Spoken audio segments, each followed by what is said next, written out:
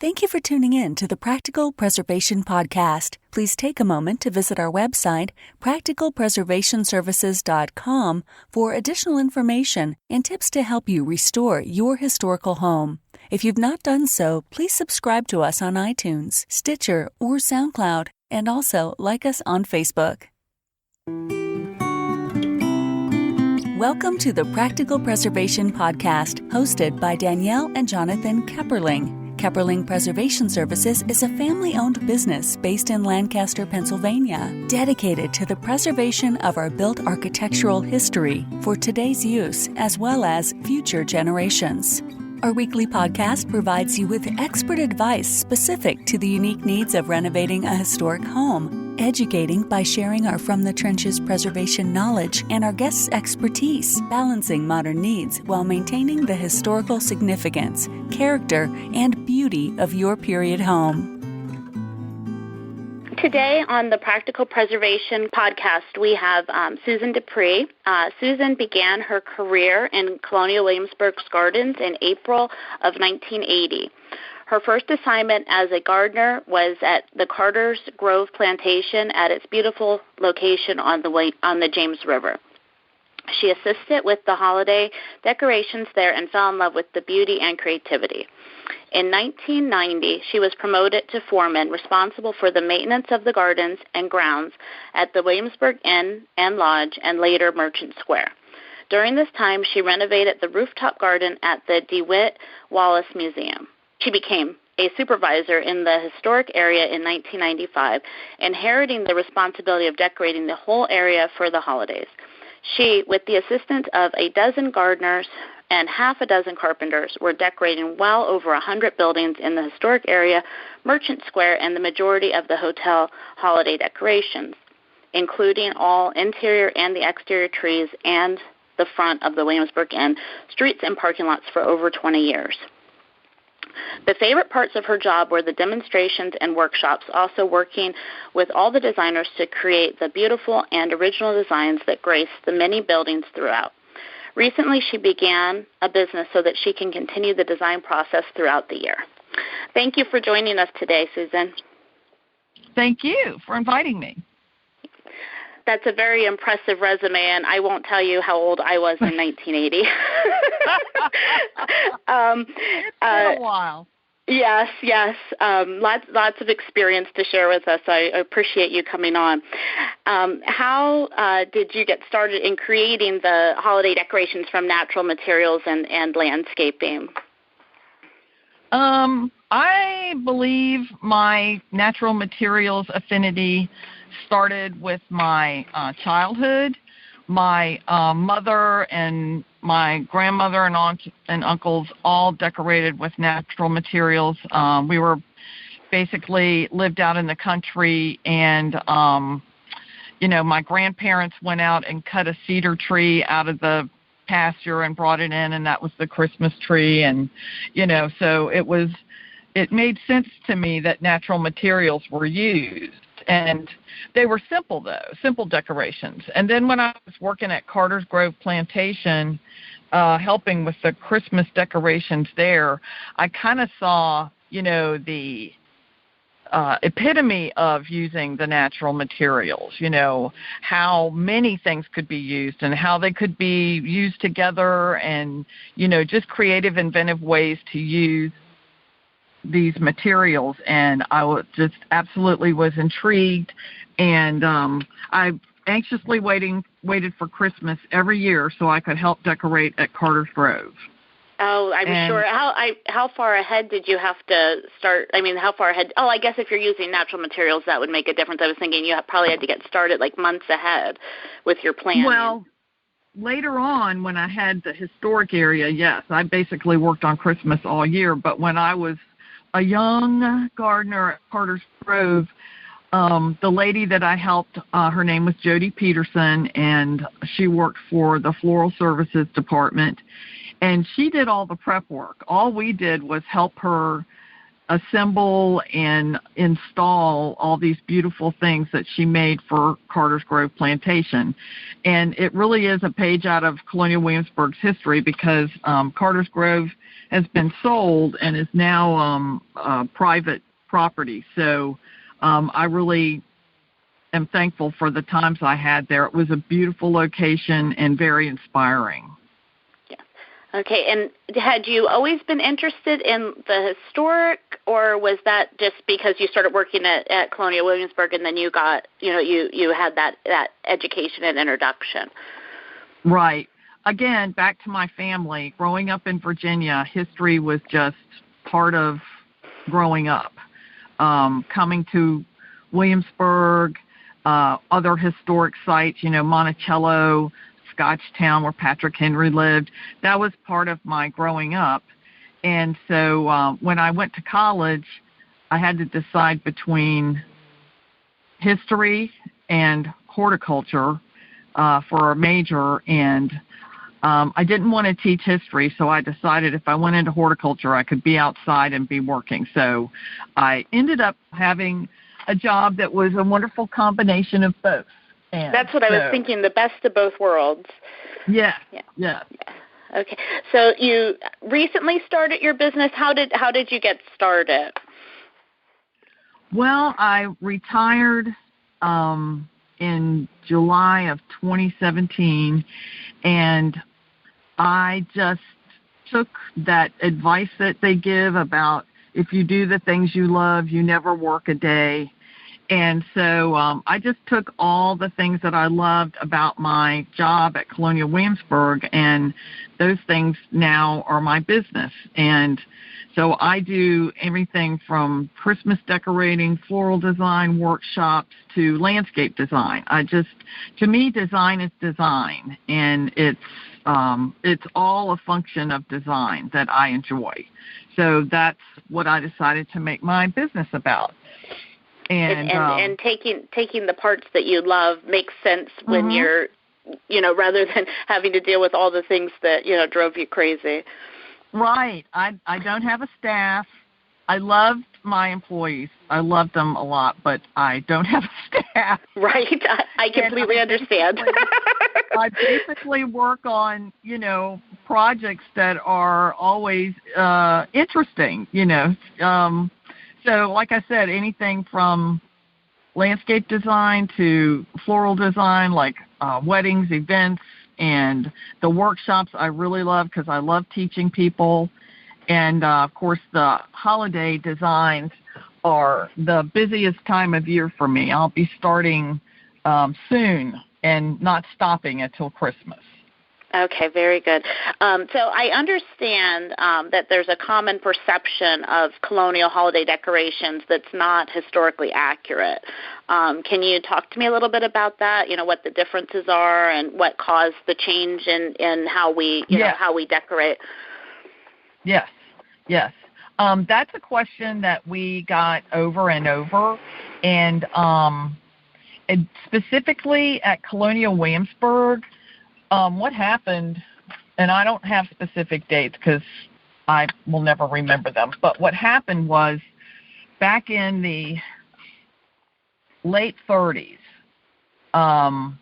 mid to late 30s, they had restored, I think, the Raleigh Tavern and maybe the Capitol or so. There were just a few buildings that they had restored, but they were open to the public, and people were starting to come to Colonial Williamsburg to see what it was all about.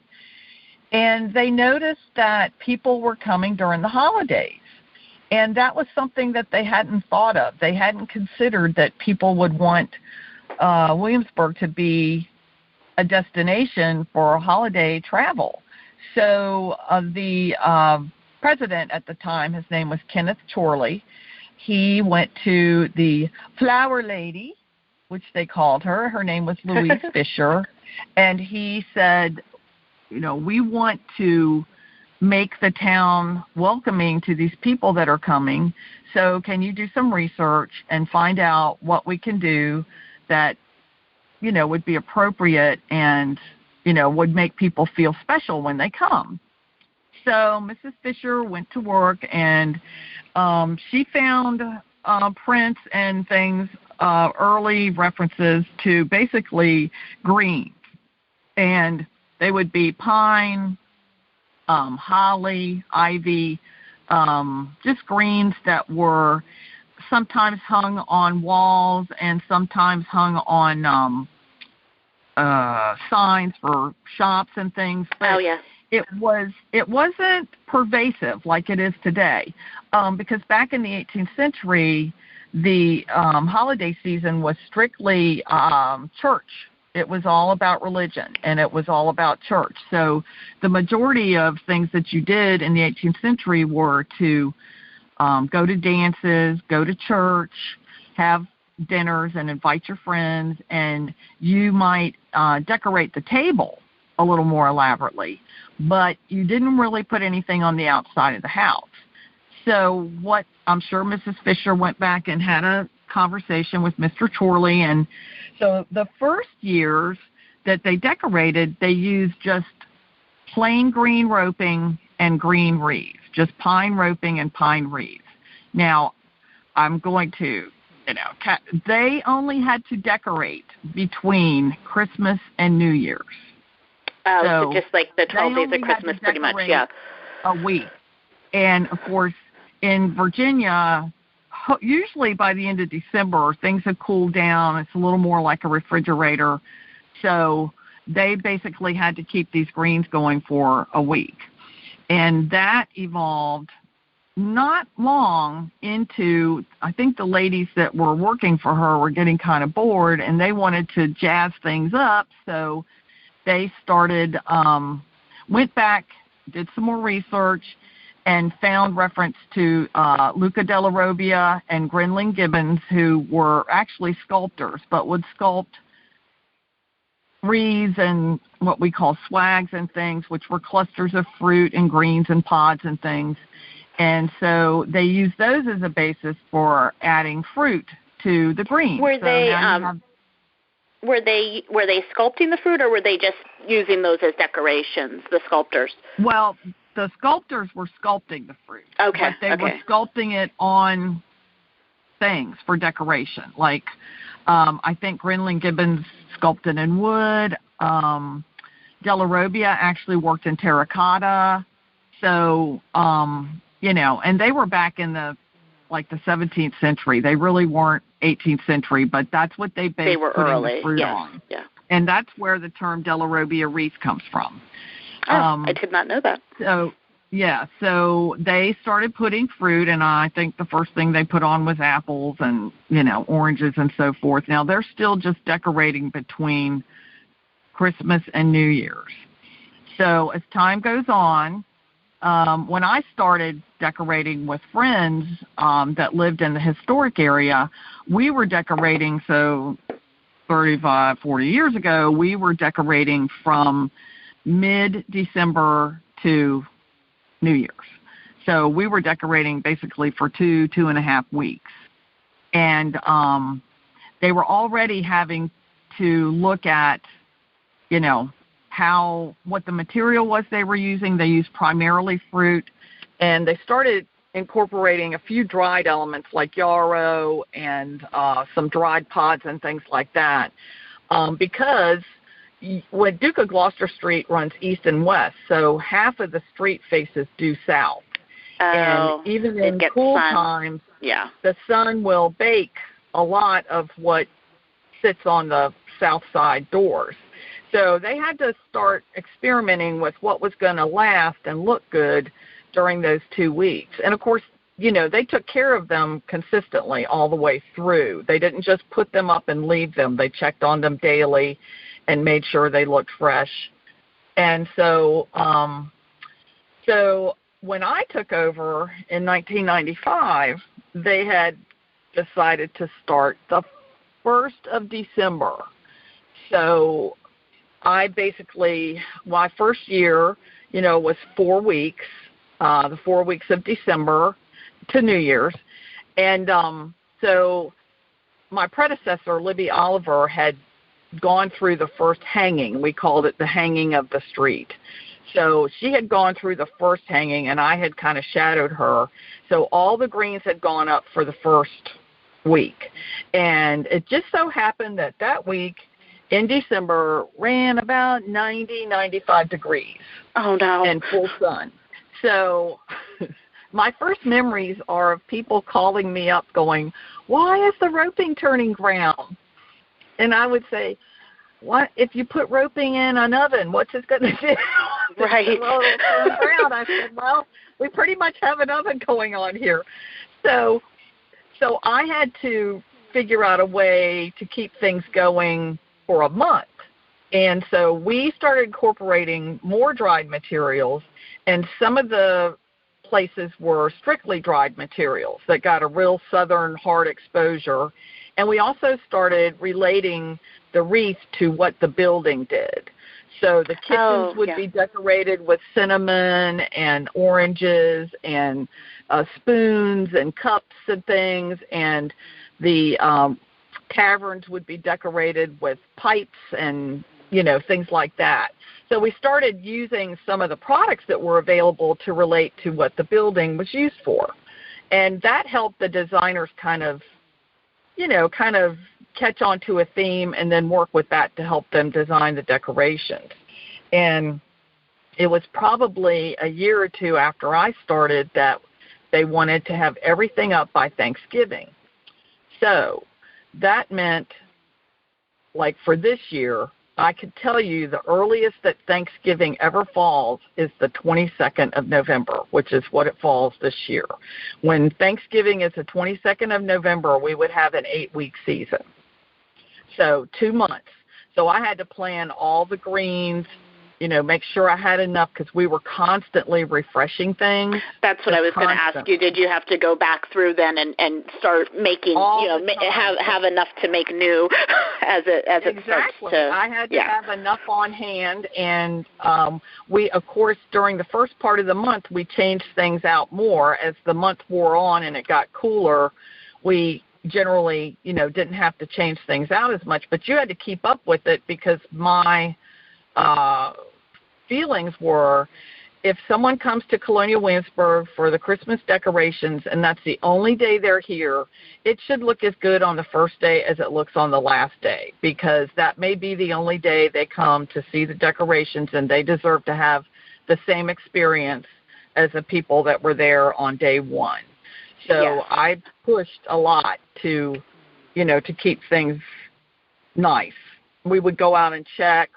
We had a van with 2 gentlemen loaded up with greens, a big basket of fruit, cones, you name it. And they would go out every morning as soon as it got daylight, and they would check every decoration. And they would make small adjustments on things. You had the birds helping you.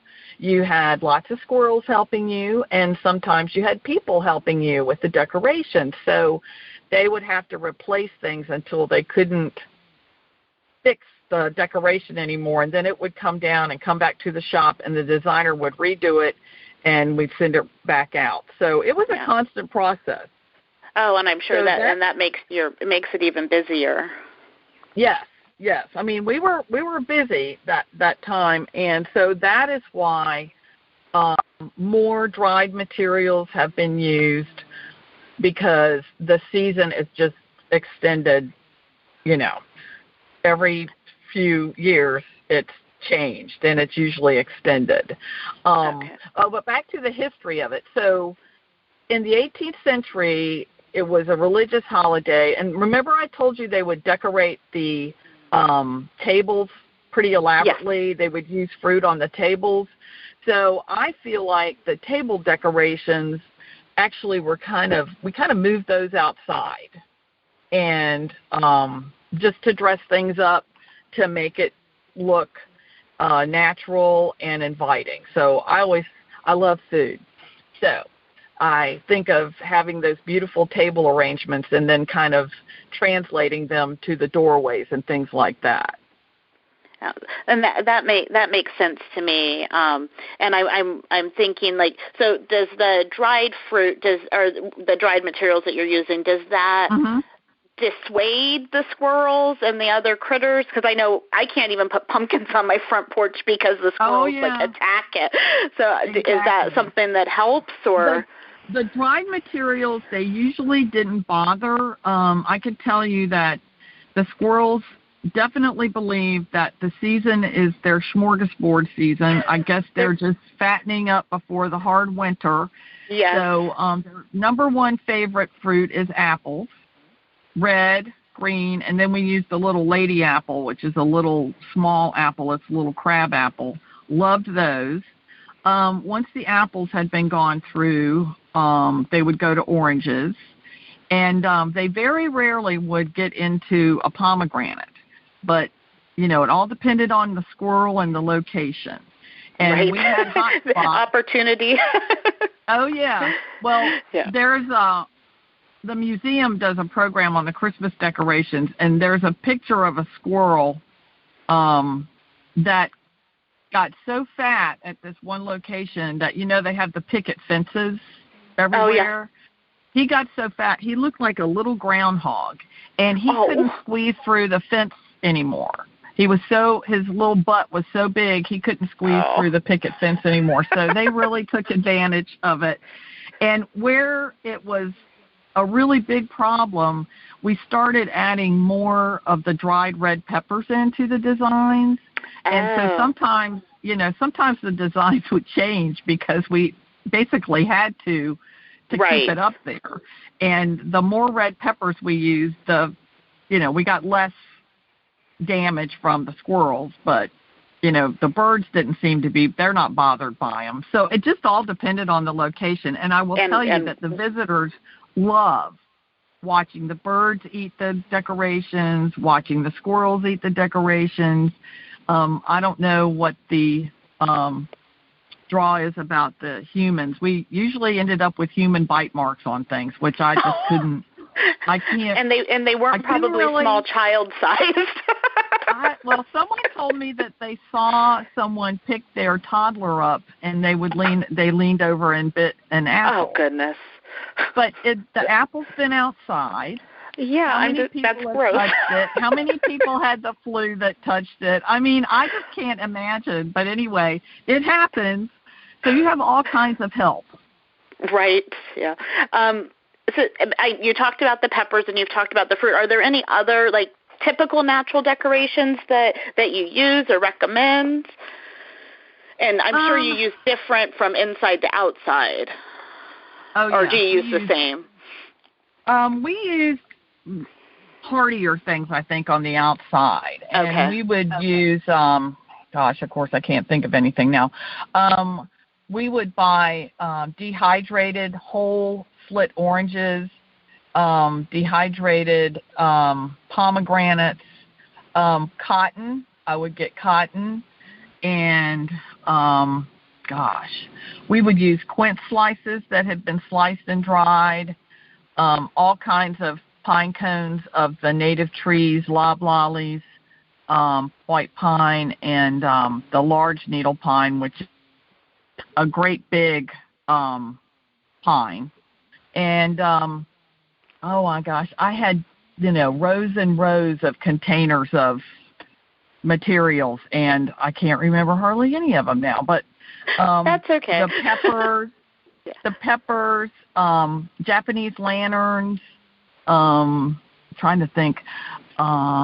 We would I had a lady up in the mountains that would collect things from there, like dock, which grows on the side of the road, and dry that, and sumac, which grows on the side of the road, and dry that, and goldenrod. She would dry that for us. So it was a lot. I tried to come up with a lot of different things so that the designers had a lot to choose from, because they were doing a job that took a lot of creativity, and they were doing it over and over and over again. Right. But would you focus mostly on things that were native and available to be imported in the 18th century? Exactly. Okay. That were known. That would have been known in the 18th century. Okay. So if somebody's listening and they want to, try to create wreaths or swags or any decorations on their own, do you have any, tips or resources that you'd like to share? Well, there are a couple of books that are good. One was written in 1981 by Libby Oliver, and she was my predecessor. And it's you can get it in hardback, but there's a lot of paperbacks out there. And it's called Colonial Williamsburg Decorates for Christmas, step-by-step illustrated instruction for Christmas decorations you can make for your home. Okay. And it's a large size paperback book, but it has a whole lot of line drawings that shows how things are wired and picked and so forth. I mean, we use very little hot glue, which I know a lot of people use exclusively now. Right. The first ladies, they didn't have hot glue. I mean, hot glue didn't come along till just a few years ago. So they developed techniques to get things to stay on the wreath for the duration. And this book shows you how the things are done. The only difference with this book is that when it was written, Oasis wasn't it wasn't really available. And Oasis is that green product that soaks up water. Oh, okay, yeah. And you make the flower arrangements in it. So now they have Oasis cages, which that has a handle on it and a loop on the top so you can hang it, but the Oasis is held in a plastic cage. They would take sphagnum moss, wet it, and they would use chicken wire to make the shapes, and then they would insert the fresh items and attach things to that. So that is different because the Oasis is a whole lot easier, but the techniques for putting things together are basically the same. So I like to recommend that book. Okay, very good. I will. Go ahead. I was going to just say I'll definitely, any resource that you share, I'll put a link to it on our website too, so that people can find it easily. Okay. The second book that I recommend is called Christmas Decorations from Williamsburg, and it was written in 2006 or published in 2006 by Sue Roundtree. Who she's still around, a very talented designer of decorations in Williamsburg.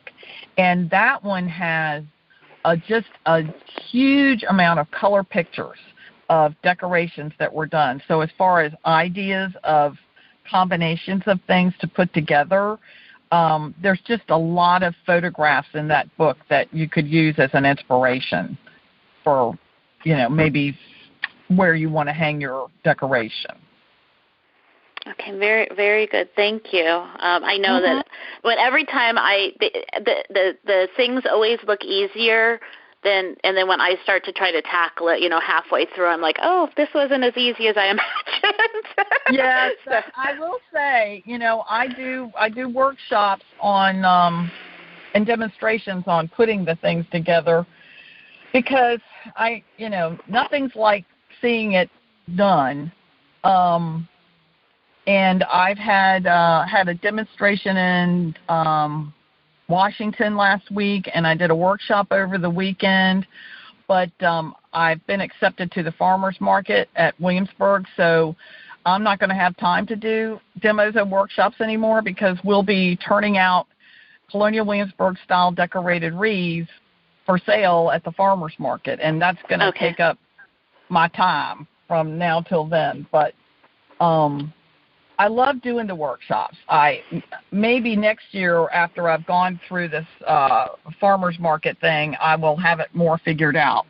But this is you'll have it down, and you'll see if you have time to do any workshops. Yeah. So you do design and consulting services for people. People can come to your business and hire you. Do you have a geographic location? Do you have certain things that you specialize in? I generally have worked around the Williamsburg area because, people recognize my name. I've been involved with the garden clubs and things here, so those folks know me. And so because it's just my first year, I haven't really, reached out or extended out because I'm still trying to make sure. I'm very concerned about the quality of the product that I create. Right. So I won't compromise quantity for quality because that, again, is what I love to do. So if I started churning out things quickly that weren't of a good quality, I would not enjoy that. So I'm just going to keep the business the size it needs to be so that I have control over the quality. And I'm sure it will grow, but I think it's going to be, I'm not, immediately looking to go to do things in Washington. I was invited up there by the Army Spouses Club and came up and did a demonstration for them. So I wasn't like at Macy's or something doing a demonstration up there. So I'm gonna take it slow and make sure everything's, like I said, the way I want it to be, and just work with it like that. Well, and keep it enjoyable. I mean, that is the that is the goal, I think. So how can our listeners get in touch with you? I have an email address, which is dippresusan@gmail.com. And I also have a Facebook page, and it's Susan Dippre Designs. Okay, very good. And I will also make sure that there's links to that on our website also. So that and then I know that you mentioned the Williamsburg Farmers Market, but when is it? When can people come down and buy wreaths and different holiday decorations from you? We're going to start the farmers market the first weekend in November 3rd. The farmers market is held on Saturdays from 8 to 12. And the first weekend we're going to do autumn arrangements. And I've been trying to get my greensman to put some wreaths together for me earlier than he wants to, because I want to start selling Christmas decorations from like the second weekend in November on. So it'll probably be a mix, but by the weekend before Thanksgiving, it'll be all Christmas. And we'll just be doing those things. We're also going to do some custom work if people want that. And so we're just going to have them there. We're right on South Henry Street, so people can see us when they drive by. And we're looking forward to it. We're excited about it. I think that will be exciting, and I think that you'll be very busy, and I hope I will too. Yeah, I was gonna say, I hope by like Christmas you're not thinking, oh, this isn't fun anymore. Well, I did a lot of work last year, and I was exhausted by Christmas. The farmers market, the holiday farmers market, goes till December 15th. Oh, so that's good. I will have time to, sleep for a couple of days before before Christmas this year. Yes. I worked at a bakery, and Christmas is always our busiest time of year when I was younger. And I'm sure the first Christmas Eve, I came home, I still had presents to wrap, and I just laid down on the floor and cried. I had nothing left. Exactly. I had that podcast that you saw that I had done last year, and that was on December 22nd. And so I actually did that in the office of the PR folks at Colonial Williamsburg. And after it finished, I just turned around because I was looking at the computer and they were kind of sitting behind me, and I turned around and burst into tears. And they were like, "Are you okay?" And I was like, "I'm so tired." Yeah, it is. And you're busy getting everybody else's Christmas ready. You don't really have time unless you really planned ahead to to do your own. Yeah. Yeah. I can plan decorations ahead for a year, but Christmas decorations for myself or anything for presents, last minute. Yes. So, okay, well, very good. Thank you so much for coming on and sharing your knowledge. Well, thank you for having me. Yeah, and they'll when they do the editing, they'll cut this part out because I don't know how to stop it from recording and stay on.